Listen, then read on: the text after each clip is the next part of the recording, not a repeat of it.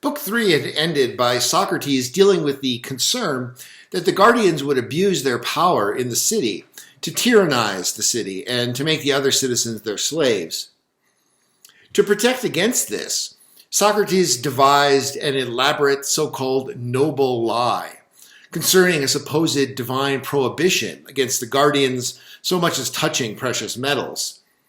The guardians were to live in very Spartan conditions, in soldiers' barracks, without homes or property of their own. This naturally raises a question: will the guardians be happy? And related to this, if it's impossible to conceive of them as happy, is this really a realistic construct?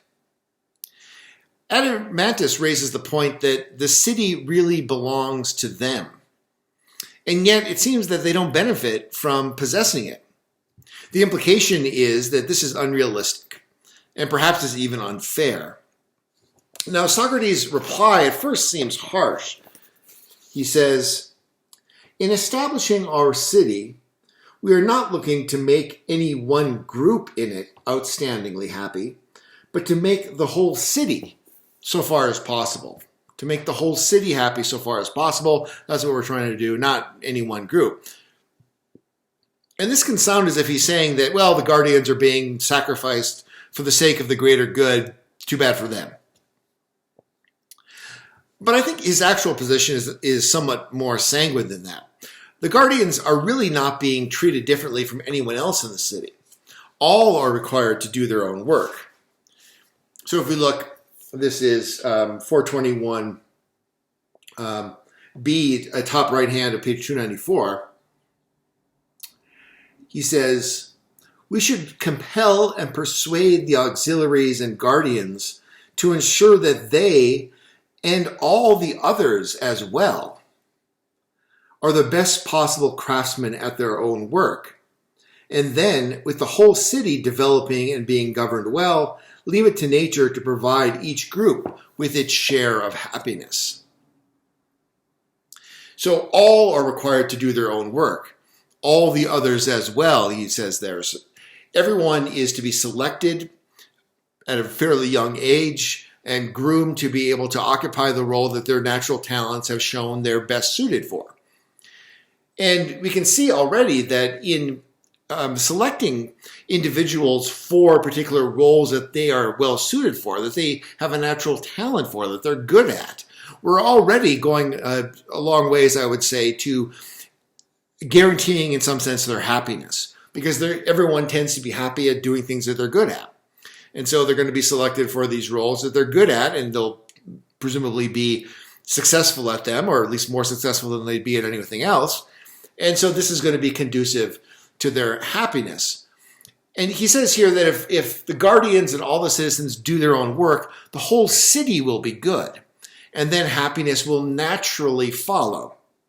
And I think by this, he has two things in mind. First, what I just mentioned, namely that if everyone is selected to do the thing that they're naturally talented at, they will be good at it, and people tend to be happy when they're doing work that they're good at. So there's that, just at the isolated individual level. However, if we step back and we look at the macro level, we look at all of these individuals who are all doing the thing that they're best suited towards, that's going to create a kind of emergent property of happiness in the city as a whole, a kind of atmosphere of happiness in which everyone is contributing to creating this kind of happy milieu in which things get done well, because everyone is doing their own work. And so everyone's going to benefit from the work of everyone else as well, because that work's being done well. This reminds me of the old sort of ethnic joke, which I suppose becomes less and less socially acceptable every year. But I recall this from a poster on the hall of a pizzeria that I used to go to when I was in graduate school. It said something like, in heaven, the chefs are French, the police are English, the lovers are Italian, the mechanics are German, and the whole place is run by the Swiss. In hell, the chefs are English, the police are German, the lovers are Swiss, the mechanics are French, and the whole place is run by the Italians. And this was self-deprecating humor because it was a pizzeria that was owned by Italian-American family. But that gives you a sense of the point I'm trying to make here, that when each individual segment of the society is run by those people who are most naturally talented in that area to do that job, to do that work, it creates an overall, we might say, heavenly atmosphere. And when the opposite is the case, of course, life can be hell. So if the guardians and all the citizens do their own work, the whole city will be good, and then happiness will naturally follow. The natural consequence will be that each citizen will be made happy by virtue of the fact that the city is good, and each will receive the type and amount of happiness that is appropriate to a good citizen of a good city. Of course, this type and amount of happiness may not be happiness as it is understood in corrupt and indecent cities. But that's not his concern, since the point is to make the city good and the citizens happy in a way that's consistent with the good of the city. The prohibition against the accumulation of an amount of wealth that's incompatible with their doing their own work applies to all the crafts in the city, not just to guardianship. Socrates observes that it is imperative to avoid both extreme wealth and extreme poverty in a good city. On the bottom of 294, on the bottom there, he says, "So poverty and wealth make the products and the practitioners of the crafts worse. It seems then that we have found other things that our guardians must prevent in every way from slipping into the city undetected. What things? Wealth and poverty. For the former makes for luxury, idleness, and revolution, and the latter for illiberality, bad work, and revolution as well." Illiberality, this, I think the translator has in mind, or something like the stinginess of the petit bourgeois, the Ebenezer Scrooge type attitude, where you just want to hoard all your money for yourself or something like that, rather than be generous and help others out. You don't want your taxes raised because you worked hard for your money. That kind of attitude is an illiberal attitude in this sense. So notice here, the guardians are themselves not only going to maintain a situation where they are not accumulating wealth, but from that position, which of course is also a kind of position of moral authority, because they're not being hypocrites here because they are not wealthy. They're going to limit and restrict the amount of wealth that the rest of the city is able to accumulate as well. And the problem here is that if the ruling class becomes rich, excessively rich, then they're going to waste the city's wealth on luxuries, and they're going to become idle and useless. Plato constructs this kind of comical portrait of the rich man as a soldier, this fat, slow, weak, flabby individual. How is this person going to be able to fight in a war anyway? So that's harmful for the city. And also, if the working classes become rich, they lose their incentive to work. They become stingy and petty. We think here of the phrase of contempt, petit bourgeois. And so that's bad for the city as well. And in either case, the threat of revolution results. So presumably, if the rulers hoard all the wealth for themselves, the suffering working classes who are deprived, ex hypothesi, they will become resentful and tempted to revolt in that kind of situation against these rulers who are hoarding everything. And at the same time, if the working classes, or as the money-making classes, as he says, become too rich, say as the merchants did following the rise of capitalism, they will want to rule. They'll think, hey, I deserve a seat at the table because I'm paying all these taxes or whatever. But from Plato's perspective, these moneymakers are untrained and unsuited by nature to rule. So that's just going to end up in social catastrophe, political catastrophe, if that happens. So either way, if either the working class, the money-making class, or the ruling class were to become too rich, that would weaken the city and make it less than a good city. But Adeimantus questions Socrates how, if their city is not to be a rich and wealthy city itself, they can possibly withstand the predations of other cities. And we're very aware of this even in the modern era as well, where an index of military power is the strength of your economy. If you don't have a powerful economy with a powerful GDP, you're not going to be able to be a military power in today's world, and that's generally been the case. And we see this is a concern even in ancient Greece. But Socrates' answer is clever. He says that these cities that you're admiring and that you're worrying about, preying on us in our ideal city, these cities are not, in fact, one city at all, but rather they are, he says, a great many cities. That's at 423a. That is, they're all at war with each other. They're at war with each other, the poor against the rich. Whereas Socrates' city aims for quality over quantity.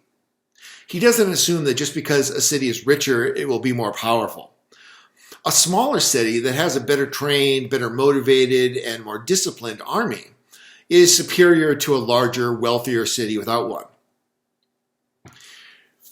Since a city has a greater tendency to break up into different classes the larger it grows, the supreme city or standard of unity in the city sets an upper limit on how large the city can grow. The city should grow as large as it can and still remain one. So when it starts getting to be too large that the unity is impossible to maintain any longer, then the city should restrict its growth. Socrates concludes his construction of the ideal city by remarking upon those areas in which it is better not to legislate. In some areas, one cannot rely upon explicit legislation to ensure the best results of the city, but rather must rely upon a virtuous citizenry. And this points to the importance of giving all the citizens, not just the guardians, but all the citizens, the right kind of musical education, in the sense we discussed earlier, right from birth. For Plato, we might say, culture rules politics. Culture rules politics. Quote, "For one can never change the ways of training people in music without affecting the greatest political laws."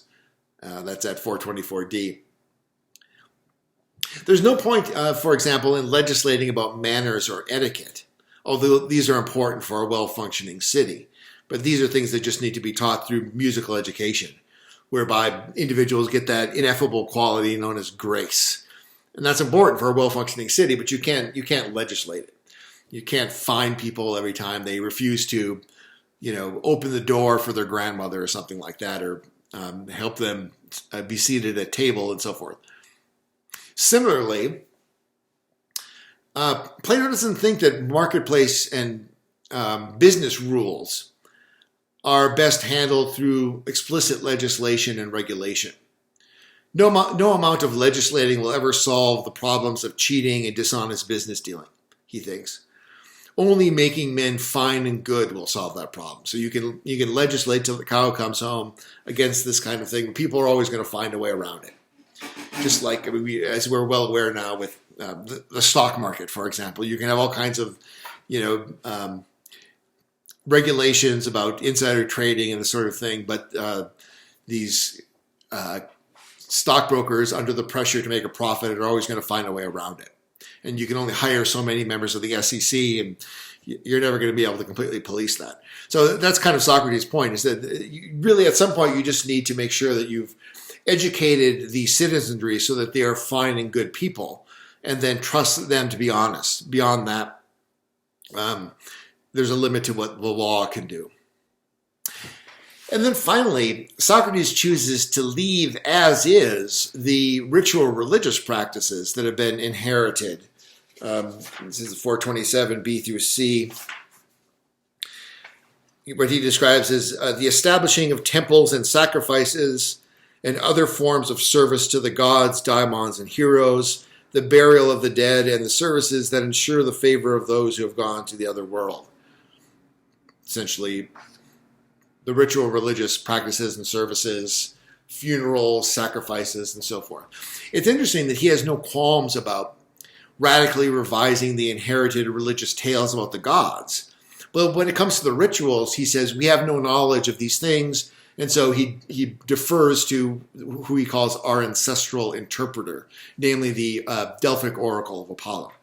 So we'll just leave all that religious stuff, the ritual stuff, to whatever the Delphic oracle tells us to do. Okay. Well, at this point, the city is declared founded. And Socrates reminds us of the original point of the whole exercise of imagining the perfect city. He says, this is the top of the right-hand column on page 298. So then, son of Ariston, your city would now seem to be founded.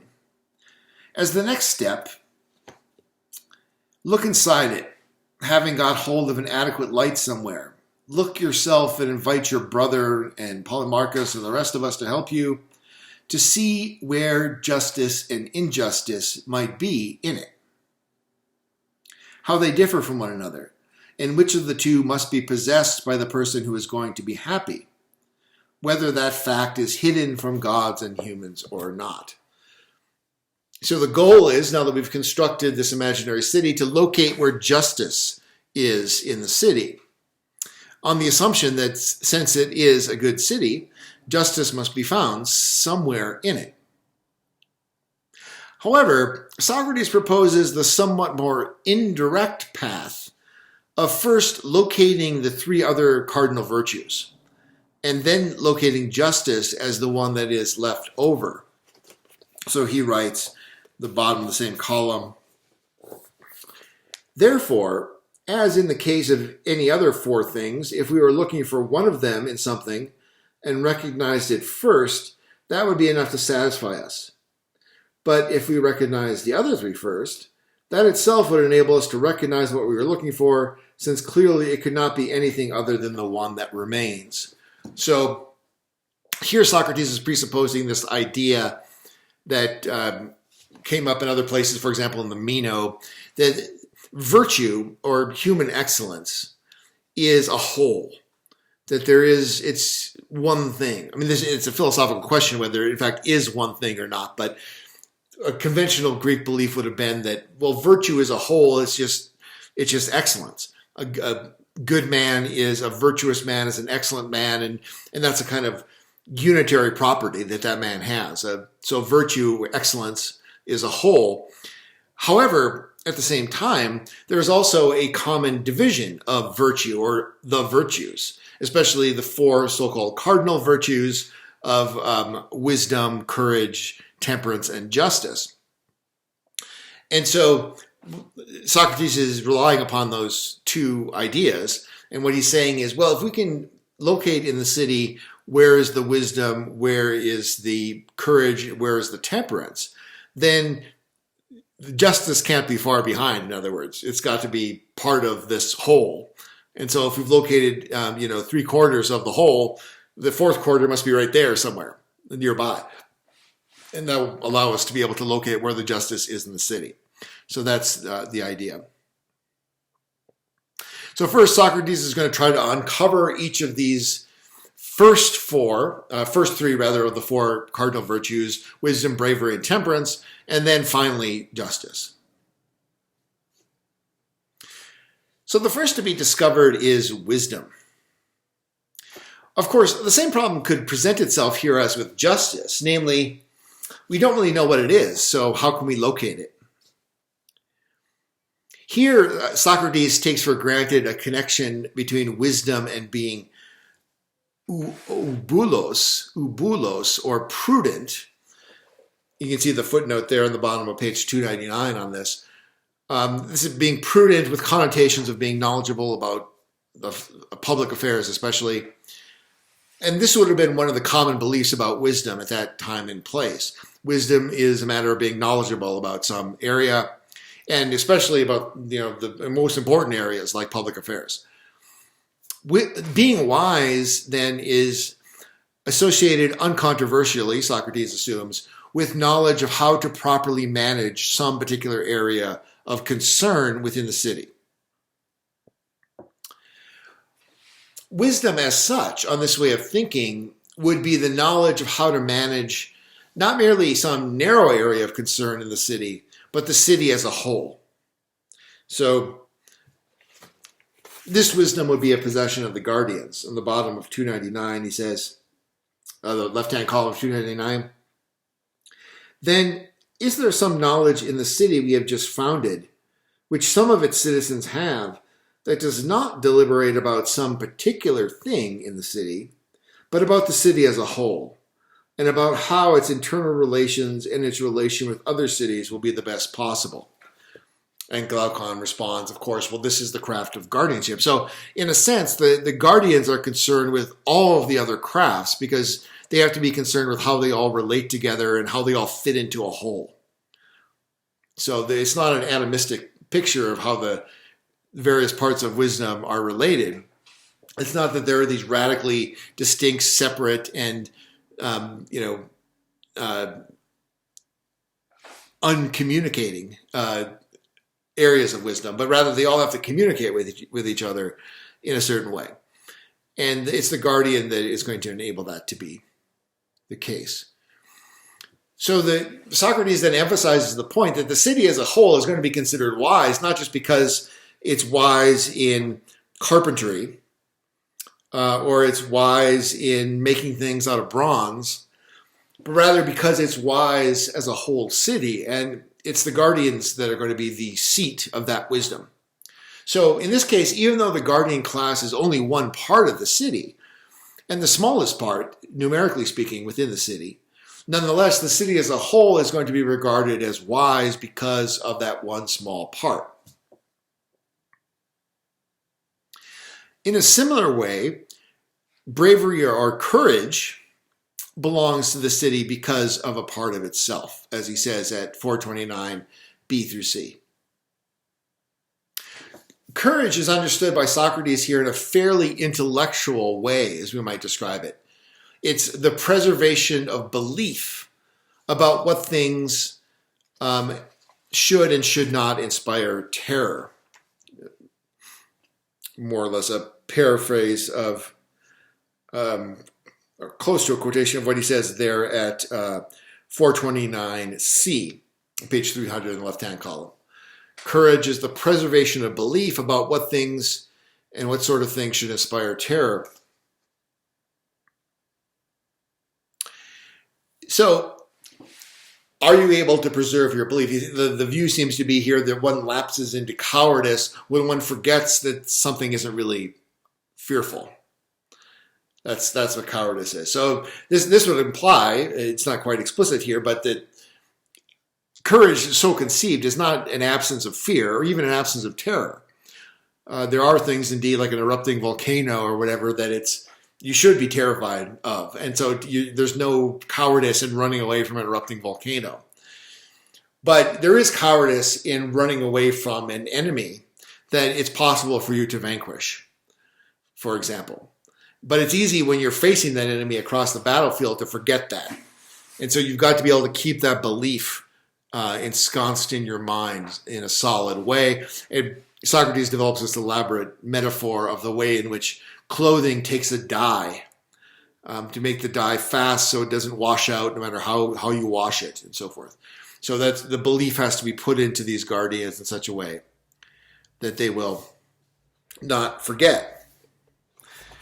So he says, page 300, the bottom left-hand, continuing to the top of the right-hand column.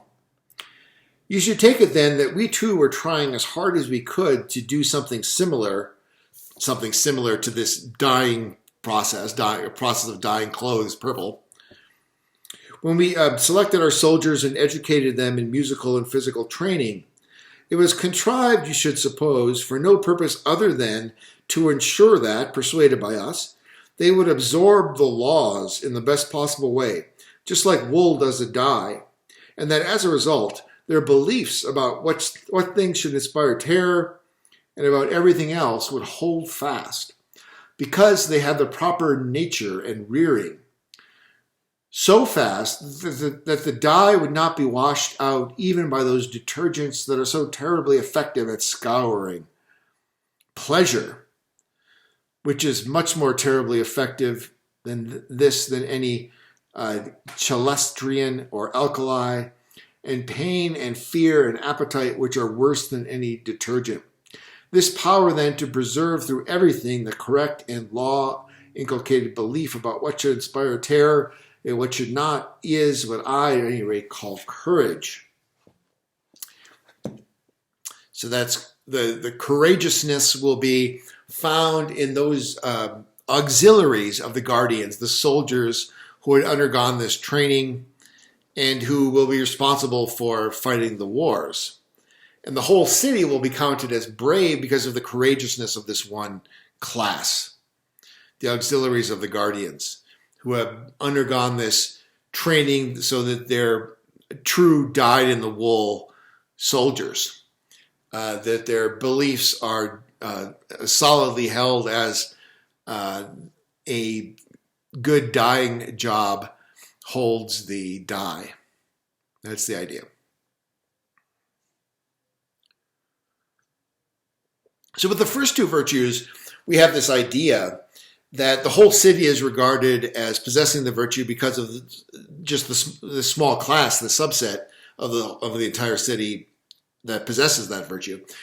But with temperance and justice, the last two of the four cardinal virtues, the situation is somewhat different. It's more a relational matter for Plato that the city possesses temperance and justice rather than a matter of a particular part standing for the whole. So they're structurally different than the other two. Whereas the first two concerned only a part, one class of the city, and they imputed the character of that class of the city to the city as a whole. These last two pertain more to the relations between the parts of the city. However, in the case of temperance at least, the central aspect of the virtue relies in the attitude of the working or money-made classes to the rulers. Temperance is understood to be a form of self-mastery, which presupposes that the self is divided against itself into a part that orders and a part that obeys. Now, Socrates naturally assumes that the part that rules naturally ought to be the better part, and the part that obeys the worse part. If this idea is extended to the city, it becomes the idea of a city in which the better part, the guardians, rules over the worse part, which is the money-making class or the working class. Temperance in the city then would be a kind of harmony or concord between these two classes. So on 301, in the right-hand column towards the bottom, he says, temperance is like a sort of harmony. Its operation is unlike that of courage and wisdom, each of which resides in one part and makes the city either courageous or wise. Temperance does not work like that, but has literally been stretched throughout the whole, making the weakest the strongest, and those in between all sing the same song in unison. Whether in wisdom or you like, or in physical strength, if you prefer, or for that matter in numbers, wealth, or anything else. Hence, we would be absolutely right to say that this unanimity is temperance, this concord between the naturally worse and the naturally better, about which the two should rule, both in the city and in the individual.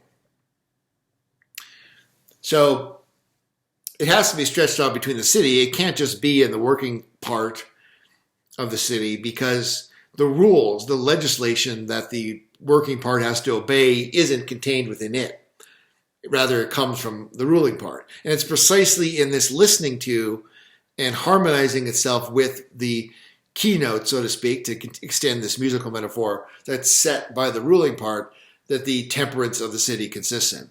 But the important aspect of this is really that the working part, the part that is responsible for producing the pleasures of the city, those things that have a danger of running out of control, that those are kept in check by listening to the ruling part. So it's this harmony between the parts of the city that consists in its temperance. And presumably also, to some extent, the harmony is going to be with these auxiliaries and the rulers as well. But the big problem with temperance is with this large bulk of the city that's concerned with the production of wealth and money and pleasures. That's what's going to have to be kept in check most preeminently because of the danger of it running out of control. So with this, we've reached the final question and the ultimate goal, which is to locate justice within the city. Socrates believes that the justice in the city has actually been the principle that we've been operating on, the basis of which from the very start of this thought experiment. In other words, unbeknownst to us, we've already been presupposing justice in the very questions we've been asking about what should make up the good city. So on the page 302 in the top right-hand column, he says, "Listen then and see whether there is anything in what I say. You see, what we laid down at the beginning when we were founding our city about what should be done throughout it, that, I think, or some form of that, is justice. And surely what we laid down and often repeated, if you remember, is that each person must practice one of the pursuits in the city, the one for which he is naturally best suited. Moreover, we have heard many people say, and have often said ourselves, that justice is doing one's own work and not meddling with what is not one's own. Justice is doing one's own work and not meddling with what is not one's own. So justice is the condition of the city in which each part of the city does the work that is naturally proper to it, that belongs to it, and that is its own work. Where does this idea come from? The idea that justice is when each part of the city does its own work and sticks to what belongs to it, what is its own.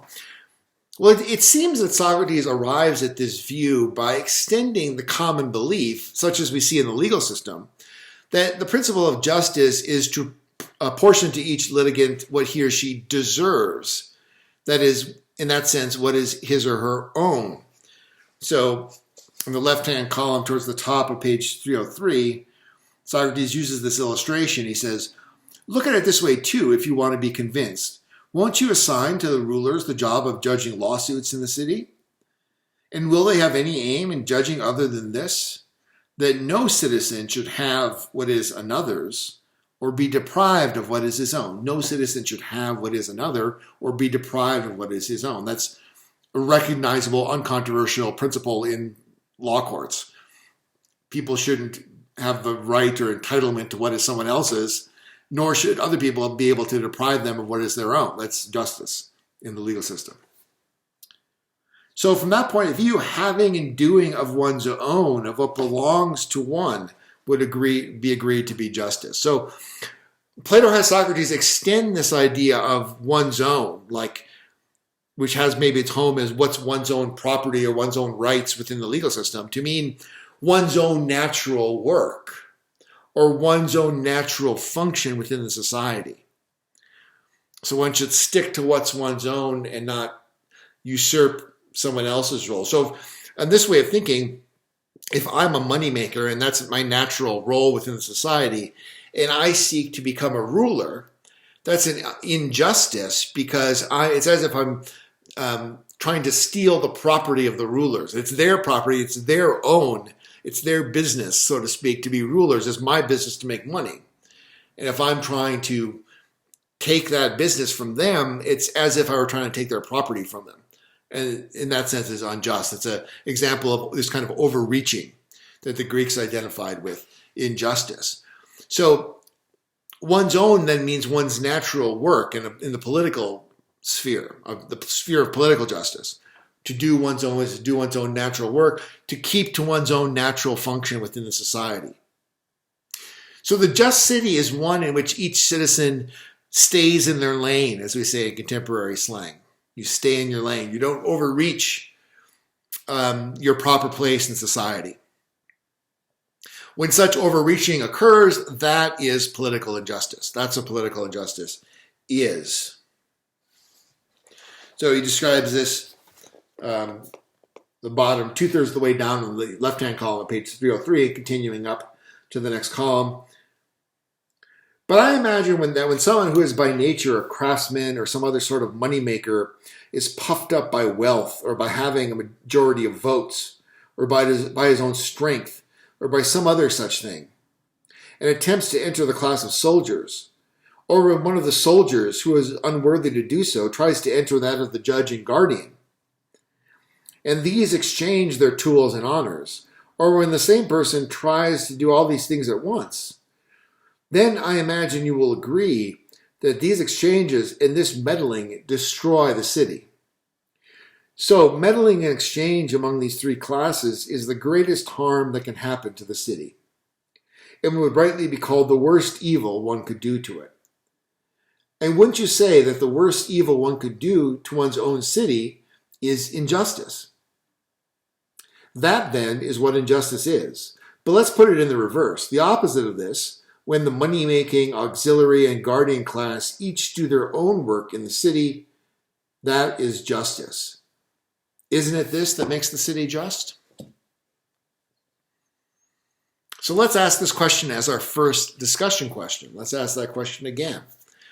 First discussion question.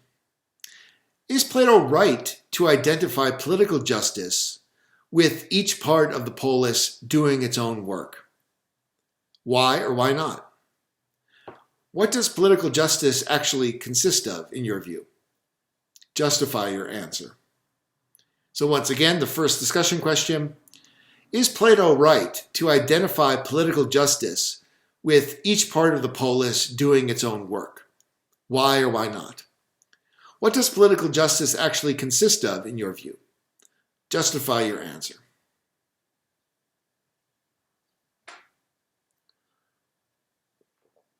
Okay, so remember why we went into this extended theoretical digression into the nature of the just city. Socrates had been challenged to show how justice is an intrinsic good. That is to say that justice in the soul is something that is good to possess in the soul merely for what it does internally within the soul. And this obviously would require Socrates to analyze the soul and to see what's going on in the soul when justice is there, and likewise what's going on when justice is absent or injustice is there in the soul. And Socrates said, well, we can proceed this way. We can see more clearly what's going on in the soul if we look at the way justice is writ large, written in larger letters in the city. Because it's larger, we can see more clearly what's going on in the city. And in that way, then by analogy, we can try to investigate and discover what goes on in the soul when there's justice in the soul. So the nature of justice has now been established in the city. Justice as it exists writ large in the city is now established theoretically. So the task is now going to be to use that idea of justice as a model for determining what justice is like in the soul. And this is what Socrates proposes to do next. In the middle of the right-hand column of 303, he says, let's complete the inquiry in which we suppose that if we first tried to observe justice in some larger thing that possessed it, that would make it easier to see what it is like in an individual human being. What it is like in an individual human being. We agree that this larger thing is a city, and so we founded the best city we could, knowing well that justice would of course be present in one that was good. So, let's apply what has come to light for us there to an individual. And if it is confirmed, all will be well. But if something different is found in the case of the individual, we will go back to the city and test it there. And perhaps by examining them side by side and rubbing them together like fire sticks, we can make justice blaze forth, and once it has come to light, confirm it in our own case. If justice in the city is a kind of harmony between three parts of the city, in which each part does its own work, this of course suggests that justice in the soul will likewise be something like a harmony of the parts of the soul. Justice in the city is a harmony of the parts of the city. So, if justice in the city and justice in the soul are similar things, that suggests that justice in the soul will be a harmony between the parts of the soul. And if the parallel is precise, then there will likewise be three parts of the soul, just as there are three parts of the city. However, we face a major obstacle right off the bat. How do we know that the soul has parts at all, let alone three parts parallel to the three parts of the city? So that's the first obstacle we face. Socrates immediately seeks to establish that at least, quote, the very same kinds and conditions exist in each of us as exists in the city, unquote. The very same kinds and conditions exist in each of us as exists in the city. That's on page 304, 435C. So the idea is that we can safely assume if love of learning, spiritedness, and love of money exist in the city, this can only be because they first existed in human beings. For where else could they come from? Now, this might be a more complex issue than it first appears. As we say later on, someone like Jean-Jacques Rousseau will argue that love of refinements is an emergent property, like wetness emerges from the combination of hydrogen and oxygen, although neither hydrogen nor oxygen is wet originally, except maybe virtually, as the scholastic would say. So what is the nature between these characteristics, like the love of money or the love of honor, or the various forms of spiritedness that are associated, let's say, with the love of honor, like the military man's insistence at defending his honor in a duel and so on? Are these things that really exist as a primitive part of human nature, or are they things that really only exist once you have a society that inculcates these sorts of ideas and desires? And perhaps these desires are artificial, that are only socially induced when human beings come together in large civilizations and so on. So Plato doesn't consider that possibility here, but I didn't merely note that for that purpose. He seems to think it's relatively unproblematic that if there are these characteristics of love of learning, spiritedness, and love of money in the city, they must have come from something in the individual human soul, that is, in individual human nature. However, if the fact can be safely assumed that love of learning, spiritedness, and love of money exist in the soul, if that is the case, that doesn't imply that we learn with one part of the soul and are angry with the second part and love pleasure with the third part. So even if we assume that these things, these qualities of the city come from the individual souls that make up the city, that love of learning, spiritedness, and love of money exist, therefore, in some sense, in the soul, whether literally or essentially or virtually or something like that. Even if we assume that, it still doesn't imply that there's got to be one part of the soul that is responsible for love of learning, and a second part that's responsible for spiritedness, and a third part that's responsible for love of money. So he still needs to determine that there really are three distinct parts of the soul, even if we assume that these three qualities exist in the soul. They might just all exist in the soul in a more unstructured way. Whereas what Plato eventually will want to argue is that, no, there are three distinct parts of the soul, each one corresponding to one of these qualities. So there are three distinct parts of the soul corresponding to the three distinct parts of the city. That's where he ultimately wants to get. And Socrates constructs a series of arguments that are based upon the following principle. This is 436b, page 304 on the right-hand column.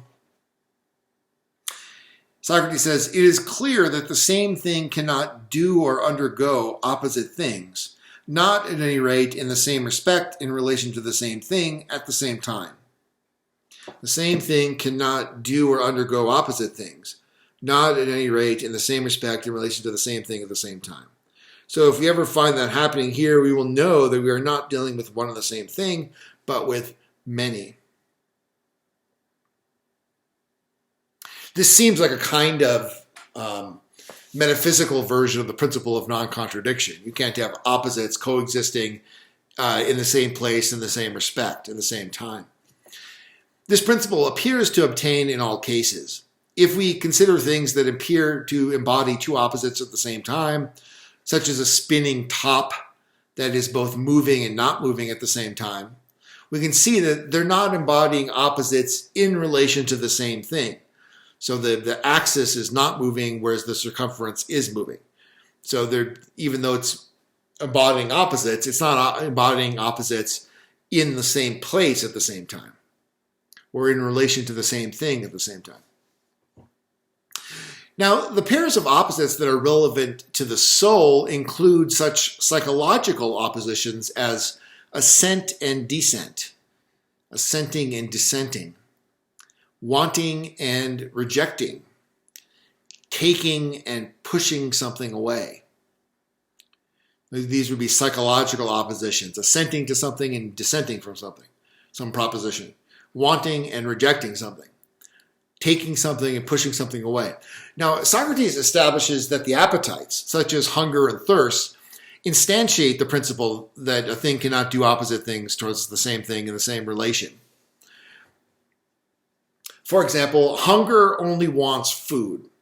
It never rejects food. It never rejects it. Hunger always only wants food. It never rejects it.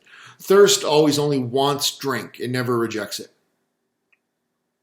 So stick with just thirst as an example here. Qua thirst, that is insofar as it is thirst, thirst always draws towards something to drink. If, therefore, anything in thirst draws back from drink, it cannot be thirst insofar as it is thirst, but there must be something else that's present in the soul that draws it back. Socrates compares this to the archer drawing back the bowstring with one hand and pushing the bow in the opposite direction in the other. So something has to be stopping thirst from drawing towards the drink, because thirst in itself, qua thirst, can only have that one direction. It can't both want and not want drink insofar as it's just thirst. So there's got to be something else in the soul there that's restraining the thirst or pushing in the other direction. And Socrates concludes that the element that's doing the stopping in such cases is the rationally calculating element, And therefore, this must be a distinct part of the soul. He says, page 307 in the left-hand column, doesn't the element doing the stopping in such cases arise, when it does arise, from rational calculation, while the things that drive and drag are present because of feelings and diseases? Apparently, it would not be unreasonable for us to claim then that there are two elements differing from one another, to call the element in the soul with which it calculates the rationally calculating element, and the one with which it feels passion, hungers, thirsts, and is stirred by other appetites, the irrational and appetitive element, friend in certain ways of being filled in certain pleasures. So my thirst tells me I'm thirsty, I want to drink water, but I rationally calculate that if I drink more water right now, I'm not going to be able to run that race in half an hour. I'm going to get a side ache or get a cramp or something like that. So I restrain myself. I restrain my thirst. But my thirst still continues to want to thirst.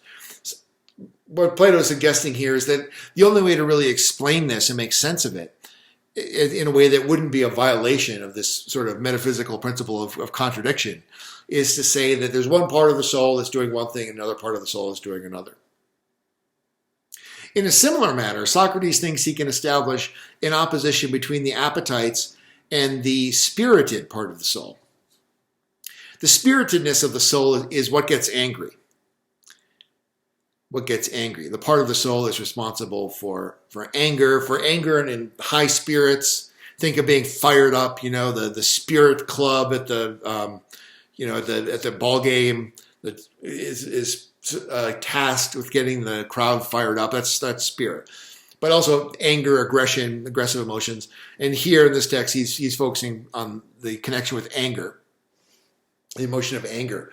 And of course, this might manifest as what we call losing one's temper. However, it can also manifest as a kind of righteous indignation, including righteous indignation directed at oneself, as when one gets mad at oneself because you think you let yourself down. And Socrates gives a memorable example of this. You can read the details there in the footnote, which I encourage you to do if you haven't already. On the bottom of page 307, left-hand column. But I once heard a story, and I believe it. Leontius, the son of Aglion, was going up from the Piraeus along the outside of the north wall when he saw some corpses with the public executioner nearby. He had an appetitive desire to look at them, but at the same time he was disgusted and turned himself away. For a while he struggled and put his hand over his eyes, but finally, mastered by his appetite, he opened his eyes wide and rushed towards the corpses, saying, "Look for yourselves, you evil wretches. Take your fill of the beautiful sight." So Leontius, he's a pervert, essentially, to use a somewhat archaic term. The implication is that he has this kind of sexual attraction. He's sort of, what is it, I forget the word, necrophilia, is that the correct word? I'm forgetting now, but he's got a sexual attraction to corpses. And of course, he recognizes this is a shameful sort of perversion to have. And so he doesn't want to look lustingly at these corpses. So he covers his eyes, but of course there's a battle within his soul between the appetitive part and the spirited part in this example, which is what it's meant to illustrate. And so he's angry with himself that he's got this lust for these corpses. And finally his appetite wins out, but he is where the angry part of the soul is cursing himself, saying, "Look, you wretches, look, you eyes," having this conversation with himself, getting mad at himself because he let himself down in a certain way. That's the idea. So Socrates presents this as evidence that spiritedness sometimes pushes against the draw of the appetites, and so it has a source in a different part of the soul. The case of Leontius represents an instance in which the spirited part of the soul appears to side with the rationally calculating part against the appetites. This suggests that the spirited part may be simply an expression of the rationally calculating part, in which case there would only be two parts of the soul, not three. And he gives a lot of evidence that suggests that there's this kinship between the rational part of the soul and the spirited part of the soul. For example, he says, this is page 307, right in a column, when appetite forces someone contrary to his rational calculation, he reproaches himself and feels anger at the thing in him that is doing the forcing. And just as if there were two warring factions, such a person's spirit becomes the ally of his reason. And also, skipping down a few lines there, when a person thinks he is doing some injustice, isn't it true that the nobler he is, the less capable he is of feeling angry if he suffers hunger, cold, or the like at the hands of someone whom he believes to be inflicting him on this on him justly? And won't his spirit refuse to be aroused? And what about when a person believes he is being unjustly treated? Doesn't his spirit boil then and grow harsh and fight as an ally of what he holds to be just? And even if it suffers hunger, cold, and every imposition of that sort, doesn't it stand firm and win out over them, not ceasing its noble efforts until it achieves its purpose or dies? So all this suggests that there seem to be these instances, paradigmatically, when we're dealing with cases where spirit is sort of righteously indignant, is anger at a sense of injustice, where it seems like spirit is actually akin to and an ally of the rationally calculating part of the soul. However, spirit does not always manifest as an ally of reason.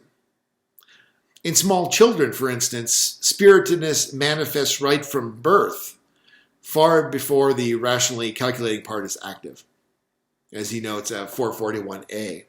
And in animals too, we notice spirit, as when your cat gets angry at you or whatever. But animals lack, according to Plato, a rationally calculating part, even though they have spirit. They're able to get angry. And in general, we observe even in adults instances of losing one's temper that we would call irrational.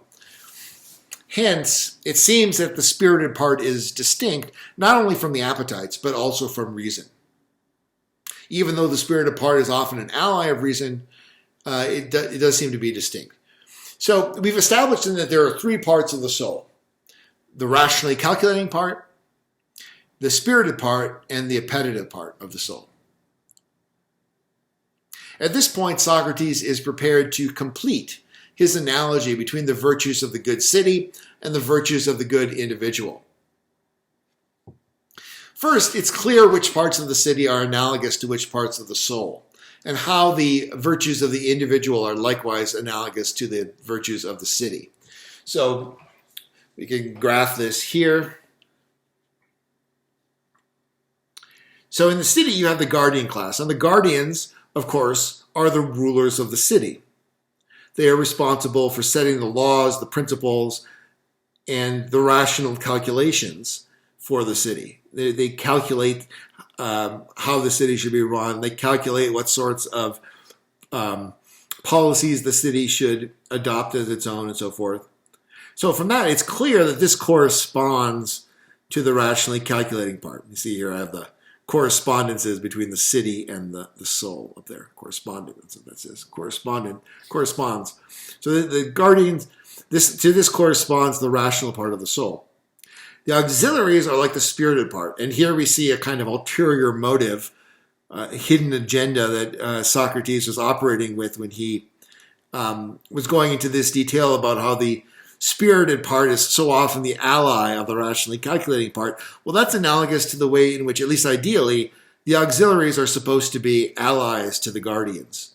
Right? The auxiliaries do the bidding of the guardians. They enforce. These are the enforcing soldiers that enforce the rulings of the guardians. And similarly, the spirited part sort of serves as an ally to help carry through the requirements that the rationally calculating part has deemed to be necessary. So the spirited part then is going to be analogous to this part, the auxiliaries.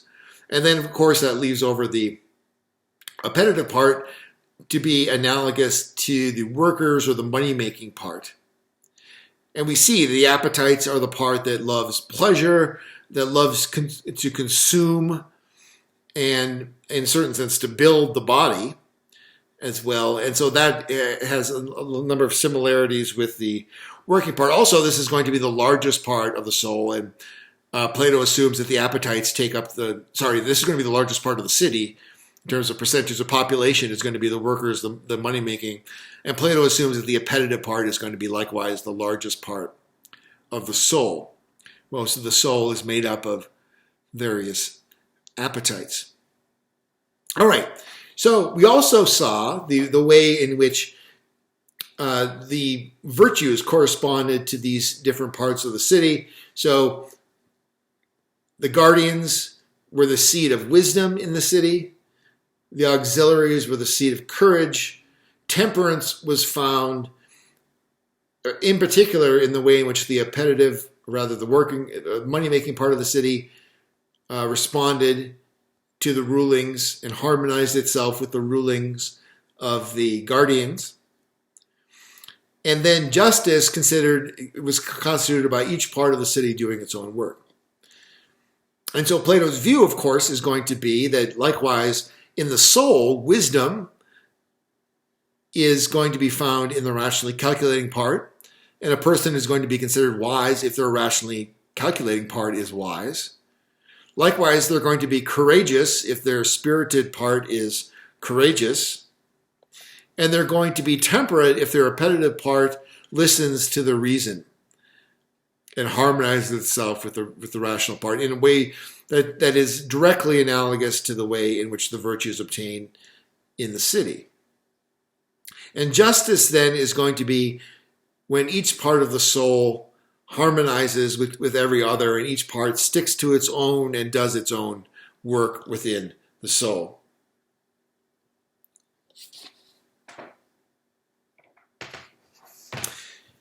So he concludes this at 309 in the bottom right-hand column. He says, justice is, it seems, something of this sort. It is not concerned with someone's doing his own job on the outside. On the contrary, it is concerned with what is inside, with himself really, and the things that are his own. It means that he does not allow the elements in him each to do the job of some other, or the three sorts of elements in his soul to meddle with one another. Instead, he regulates well what is really in his own, rules himself, puts himself in order, becomes his own friend, and harmonizes the three elements together, just as if they were literally the three defining notes of an octave, lowest, highest, and middle, as well as any others that may be in between. He binds together all of these and, from having been many, becomes entirely one, temperate, and harmonious. Then and only then should he turn to action, whether it is to do something concerning the acquisition of wealth, or concerning the care of his body, or even something political, or concerning private contracts. In all these areas, he considers and calls just and fine the action that preserves this inner harmony and helps achieve it, and wisdom, the knowledge that oversees such action. And he considers and calls unjust any action that destroys this harmony, and ignorance the belief that oversees it. So justice in the soul then is like justice in the city. It's a matter of each part of the soul doing its own work.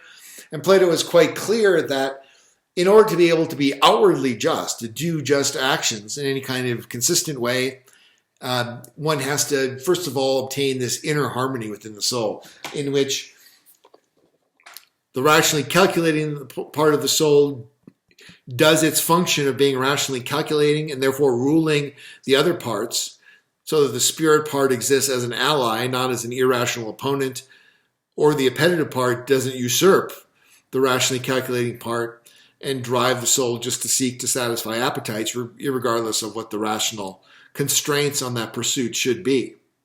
And if you maintain then that kind of internal harmony of the soul, you will be a completely just person. Just like if the harmony is obtained within the city, that will be a completely just city.